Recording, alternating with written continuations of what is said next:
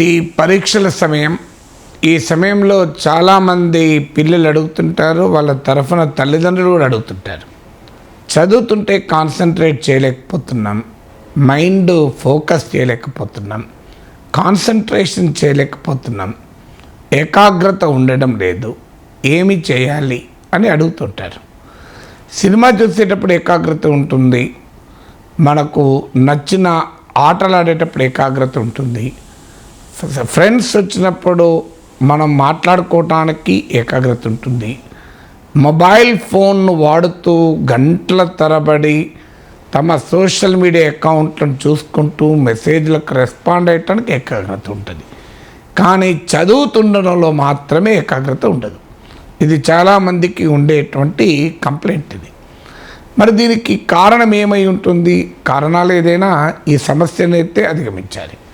చదువు నిరంతరం బాగా ఏకాగ్రతతో చదవగలిగితేనే ఈ ఆధునిక పోటీ యుగంలో మనం విజయవంతం కాగలం. సో దీనికి పరిష్కారం ఏంటి అనేది ఎవరికి తోచిన పద్ధతిలో వాళ్ళు అనుసరిస్తూ ఉంటారు. నేను ఇదే సమయంలో పరీక్షలు నేను బాల్యంలో ఉన్న సమయంలో మా నాన్న ప్రతి సబ్జెక్టుకు ఎన్ని చాప్టర్లు ఉంటే అనే నెంబర్లు రాసేవారు.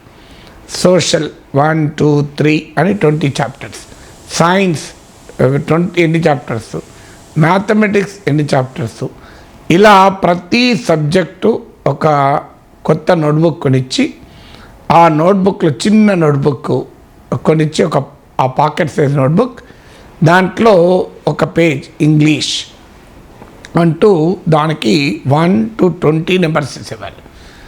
ఇలా సైన్స్ 1 to 20 నెంబర్స్ వేసేవారు.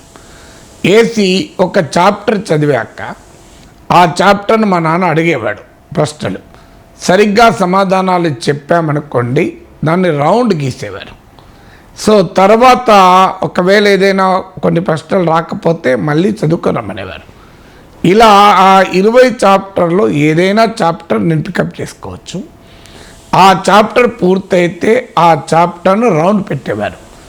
రోజు మాకు కాంపిటీషన్, అన్నయ్యతోని మా చెల్లెతోని కాంపిటీషన్. ఏంటి ఈ ఎన్ని కంప్లీట్ అయ్యాయి, ఎన్ని రౌండ్స్ కంప్లీట్ అయ్యాయి, నీకెన్ని రౌండ్స్ ఉన్నాయి, నాకెన్ని రౌండ్స్ ఉన్నాయి.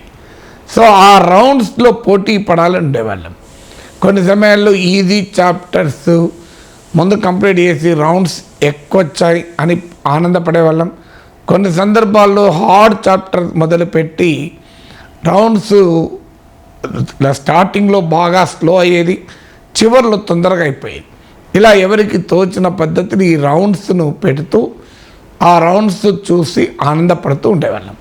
ఇలా అయిపోయాక మొదటి రౌండ్ అయిపోతుంది. అన్ని సబ్జెక్ట్స్లో కూడా అన్ని చాప్టర్లకు రౌండ్ అయిపోయాక మళ్ళీ సెకండ్ రౌండ్ మొదలుపెట్టేవాళ్ళం. ఇలా ఎగ్జామినేషన్ అయ్యే సమయానికి ఓపికను బట్టి 2 rounds 3 rounds పరీక్షల సమయానికి కంప్లీట్ చేసేవాళ్ళం. సో ఈ టెక్నిక్ మేము అనుసరించాం. కానీ దీనిపైన అనేక రకాల శాస్త్ర పరిశోధనలు కూడా జరిగాయి. ఇంట్రెస్టింగ్ టెక్నిక్ టైం మేనేజ్మెంట్లో పొమడోరో టెక్నిక్ అంటారు. ఈ టెక్నిక్ను ఫ్రాన్సిస్కో సిరిలో అనే ఇటాలియన్ కనుగొన్నాడు. ఇది చాలా సింపుల్ టెక్నిక్. పొమడోరో అంటే ఇటాలియన్ భాషలో టమాటో అని అర్థం. ఆయన టమాటో రూపము కలిగిన ఒక టైమర్ను వాడి ఈ టెక్నిక్ను ఉపయోగించాడు కనుక దీనికి పొమడోరో టెక్నిక్ లేదా టమాటో టెక్నిక్ అని పేరు వచ్చింది. ఇది ఎవరమైనా ఫాలో కావచ్చు.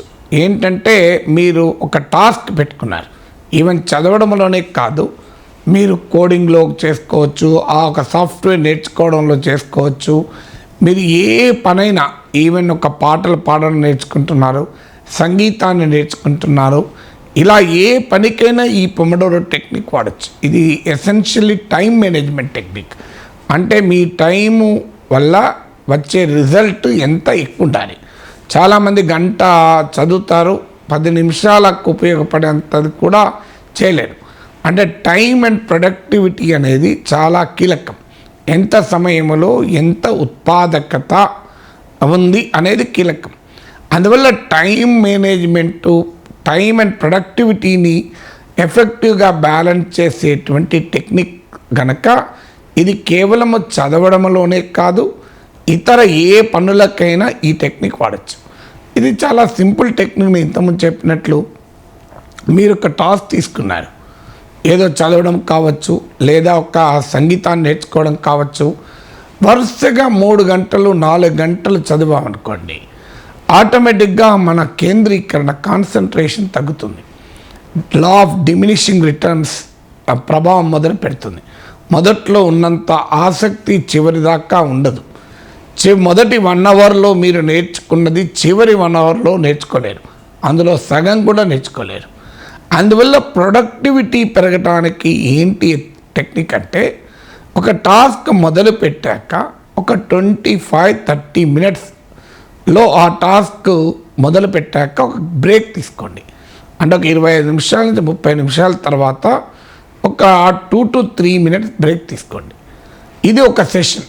ఆ 2 to 3 మినిట్ బ్రేక్ తీసుకున్నాక మళ్ళీ 25 to 30 minutes second session. Each సెషన్ను పొమడోరో సెషన్ అంటారు.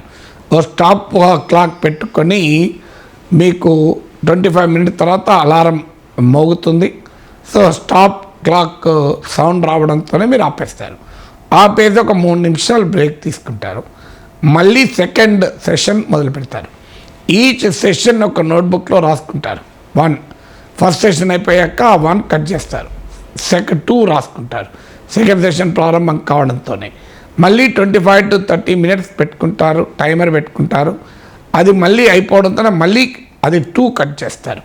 మళ్ళీ ఒక 2 to 3 మినిట్ బ్రేక్ తీసుకుంటారు. ఇలా 4 సెషన్స్ పూర్తయ్యాక ఒక లాంగ్ బ్రేక్ తీసుకుంటారు. ఒక 20 మినిట్స్ 30 మినిట్స్ బ్రేక్ తీసుకుంటారు. ఇలా మొత్తం ప్రాసెస్ అయిపోయే వరకు మీకు 3 అవర్స్ నియర్లీ మీరు పెట్టుకున్న టైం ఒక మార్నింగ్ సెషన్ అయిపోతుంది. మీరు ఈ టెక్నిక్ ద్వారా చేయండి. ఆ బ్రేక్లో మీరు బాగా రిలీఫ్ పొందే ఏ పనైనా చేయొచ్చు. మీరు ఓ పాట వినొచ్చు, లేదా ఒక గాలి బయటకు వచ్చి ఫ్రెష్ ఎయిర్ పీరవచ్చు, లేదా మీకు కావాల్సిన మీరు రిలీఫ్ పొందేటువంటి పద్ధతిలో బ్రేక్ తీసుకోండి. ఇలా మీరు మార్నింగ్ 10 o'clock కూర్చున్నారనుకోండి చదవడం వరకు, 1 బ్రేక్ఫాస్ట్ చేసి కూర్చుంటే లంచ్ టైం వరకు మీకు ఒక 4 పొమడోరో సెషన్స్ పూర్తవుతాయి. అప్పటి వరకు చూడండి, మీరు ఈ 3 గంటలు తదేకంగా బ్రేక్ లేకుండా చదివితే ఎంత నేర్చుకున్నారు, ఈ పొమడోరో టెక్నిక్ను ఉపయోగించి ఎంత నేర్చుకున్నారో మీరే కంపేర్ చేసుకోవచ్చు. మీరు విద్యార్థులైతే పరీక్షలకు ప్రిపేర్ అవుతుంటే ఈ ప్రయత్నం చేయండి. లేదు మీరు ఒక సాఫ్ట్వేర్ ఇంజనీర్, మీకు ఇచ్చిన ఒక టాస్క్ పూర్తి కావాలి, దానికి మీరు ఎక్స్పెరిమెంట్ చేయండి. మీ ప్రయోగంలోనే తెలుస్తుంది. ఇక్కడ ప్రపంచవ్యాప్తంగా ఈ పొమడోరో టెక్నిక్స్ను అనేక మంది ఉపయోగించి టైం మేనేజ్మెంట్లో సక్సెస్ అయ్యారనేది పరిశోధనలు చెప్తున్నాయి.